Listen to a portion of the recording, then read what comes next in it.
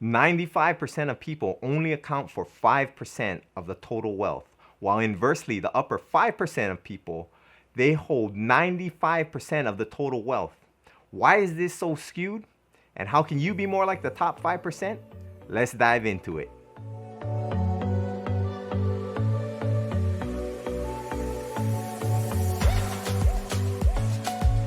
What's up guys, it's Kai here. Welcome to my channel. If you're new to this channel, I talk about money, finance, and investing.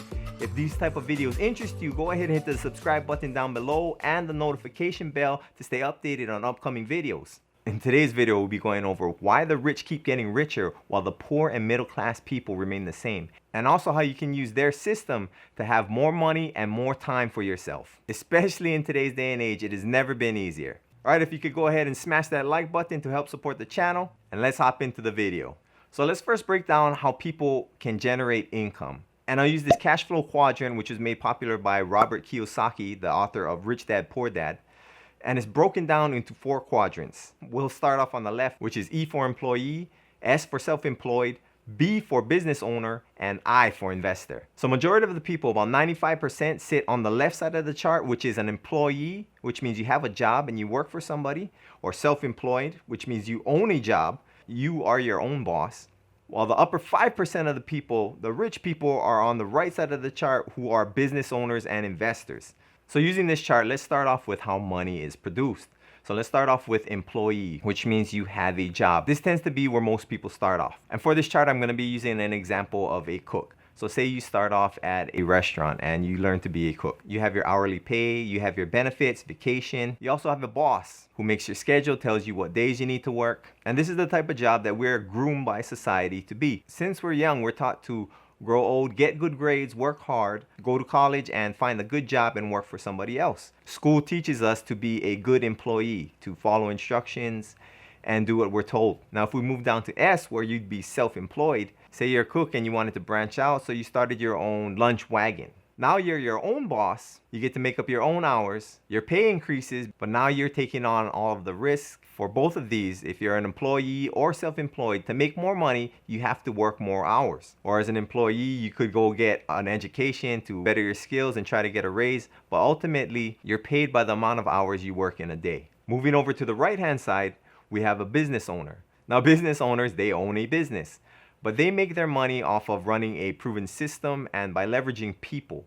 So continuing with the cook example, from a fast food truck, now you got your system down, you have your recipes planned out, you have your menu set up, you have your branding and advertising set up. So you open a restaurant. Now you have a restaurant, your cooks are trained on how to cook all of your fancy recipes. You have a manager that's able to run the business like how you want. So now you do not have to be there, and that business will run by itself.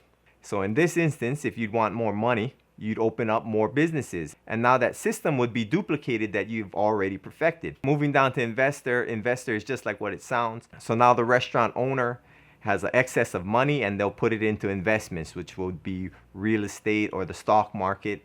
And these investments would just pay you passively year after year, whether it be the stock market through dividends and gain in the stock market, or you get cash flow from your monthly mortgages and also your gain in equity throughout the years. So the huge difference where most people are on the left-hand side, employee and self-employed, is that their money is tied directly to the amount of time that they are able to put in the business. As an employee, you can only work more hours, you can work overtime, but there is only 24 hours in a day. And your boss determines your schedule and what days you work. Similarly, while being self-employed, you could work the whole day because you own the business, but there are only 24 hours in a day. And if you don't show up the next day, you don't make any money. So this is linear income. The amount of hours you work is directly related to the amount of money you can make. While on the left-hand side, business owner and investors, the money is separated from the amount of time that you have. And instead of trading your time for money, you're now leveraging your resources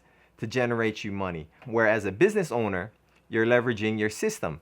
When you have all of your systems in place, when your cooks are trained, you have a good manager, you have your marketing set up, you could leave your business and it would run, regardless of whether you're there or not, still generating income for you.